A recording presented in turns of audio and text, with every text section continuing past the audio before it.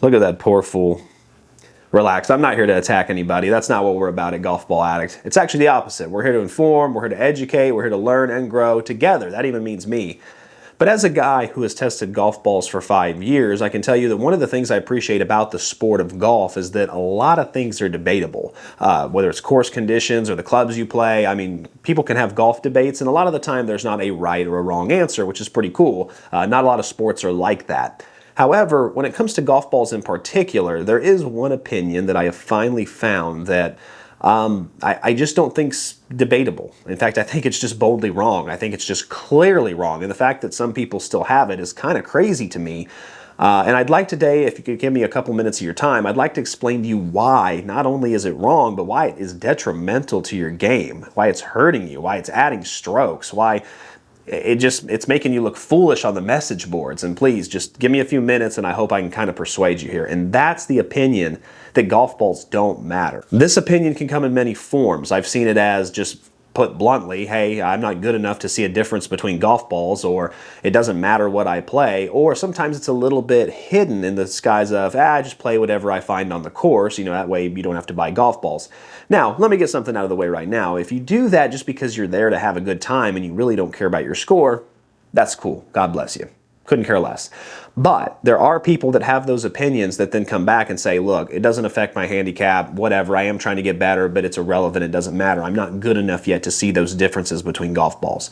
You're the people that's wrong, so you're the people I'm talking to.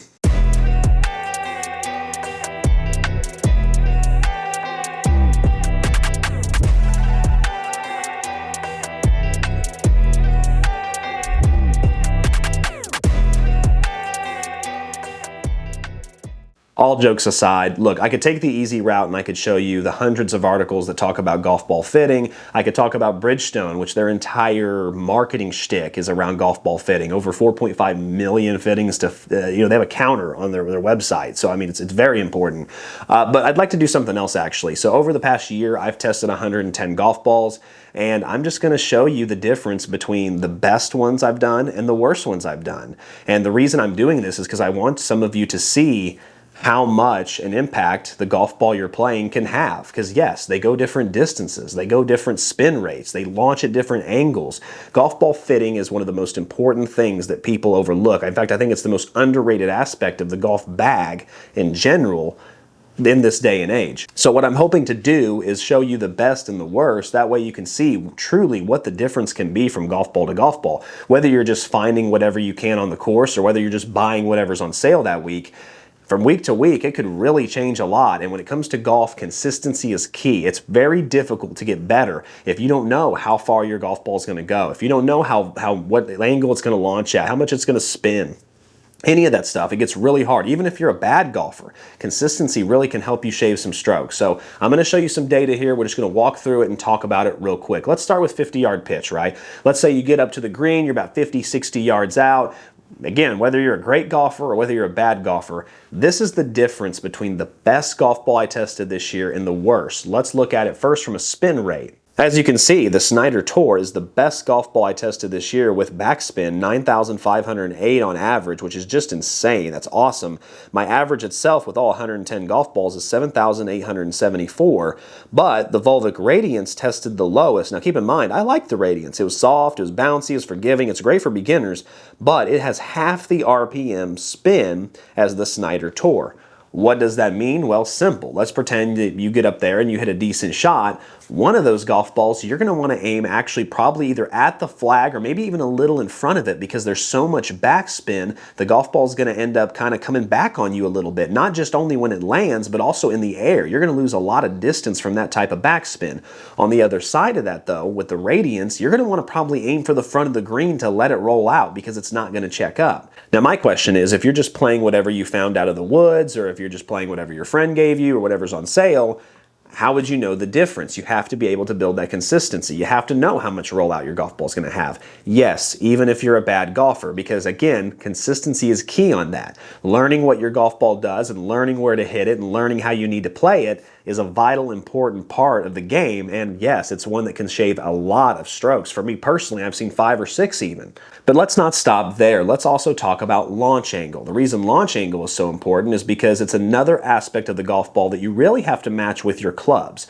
For example, if you have a game improvement set of irons, you know, one that's like really thick like this, hey, first of all, there's nothing wrong with that. Lots of forgiveness packed in and really high launch.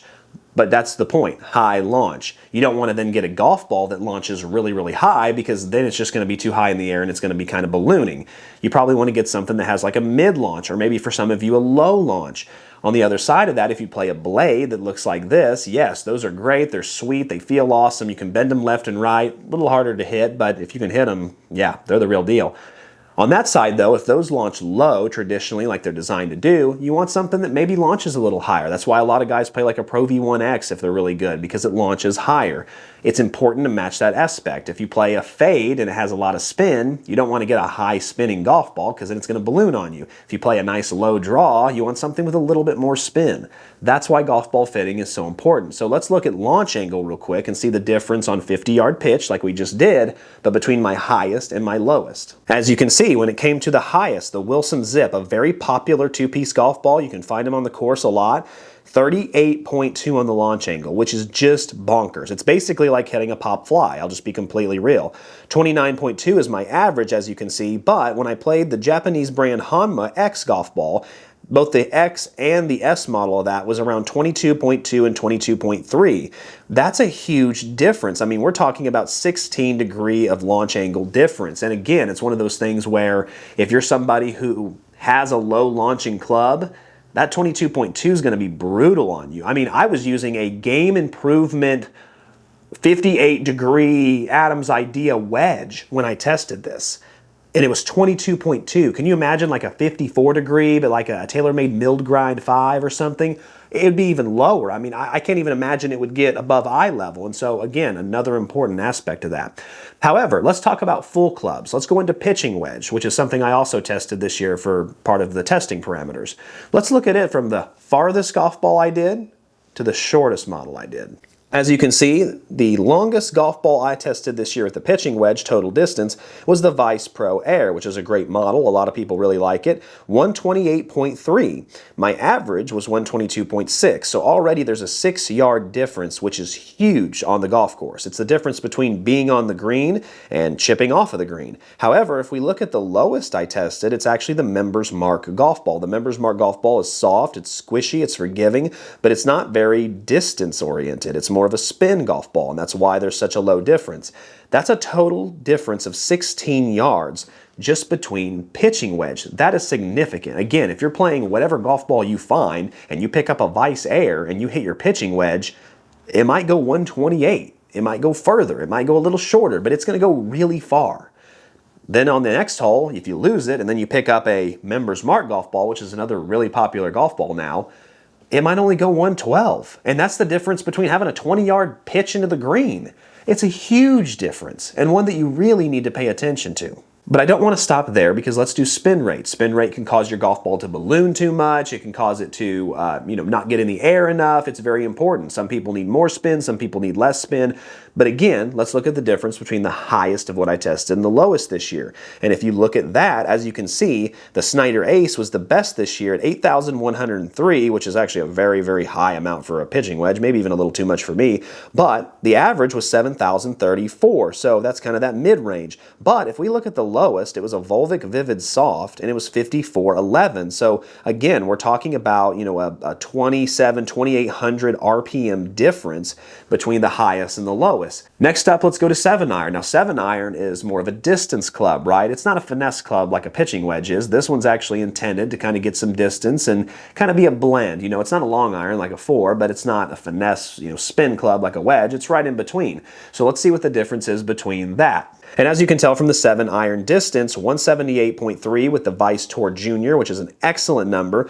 My average is 164.7, so I mean that was 14 yards more than my average.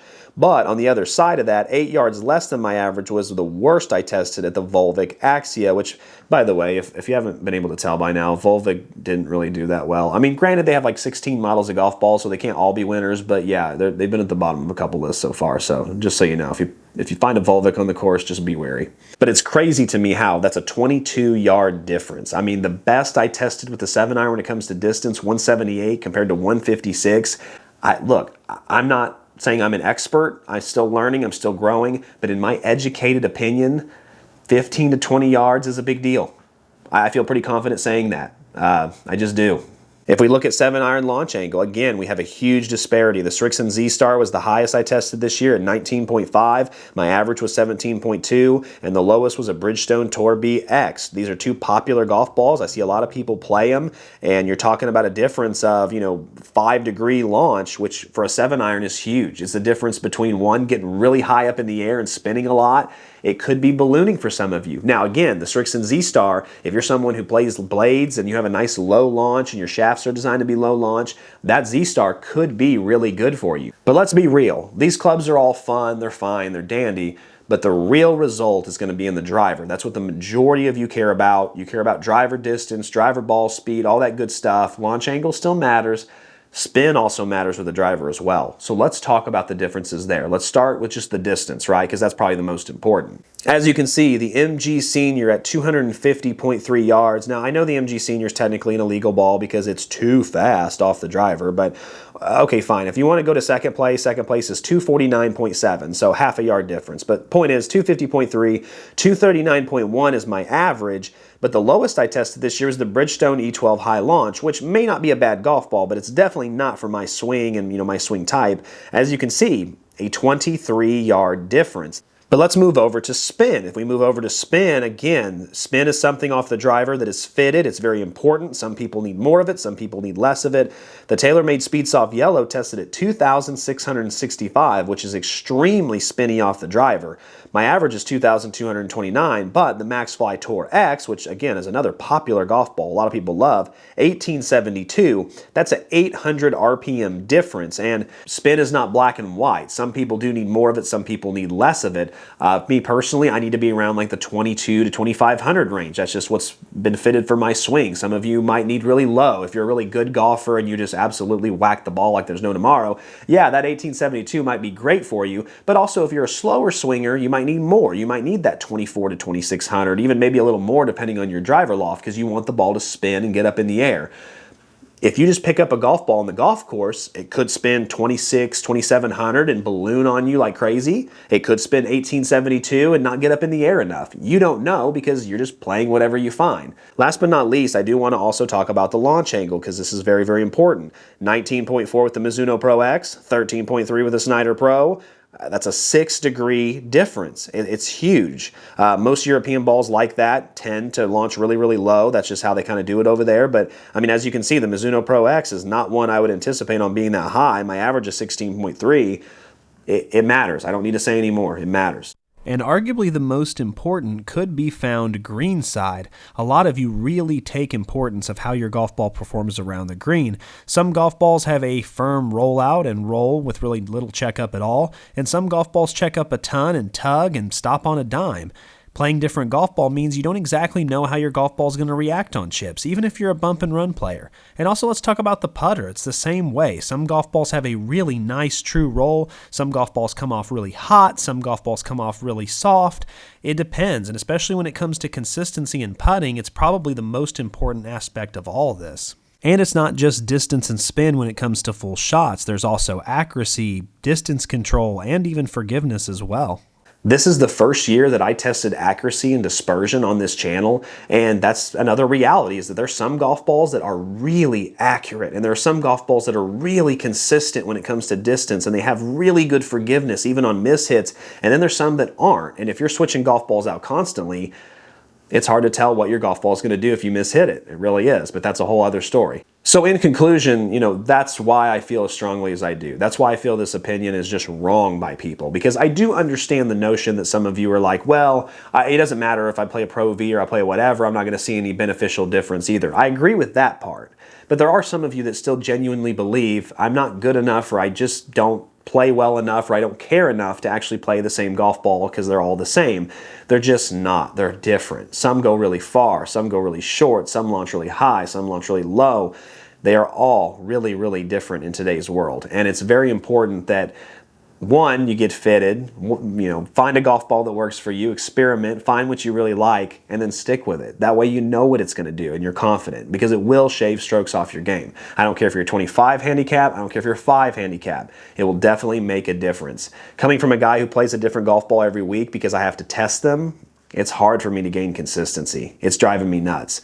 At the end of this year, I'll be picking a gamer ball. That will be my gamer ball. That's the first time I've done this in 5 years because I'm so tired of not having the consistency. So anyway, I hope I gave you some food for thought. Hope you like this. Sorry for the little clickbait, but had to get you in here somehow, right? As always, keep watching, keep saving, keep learning. As always, till next time.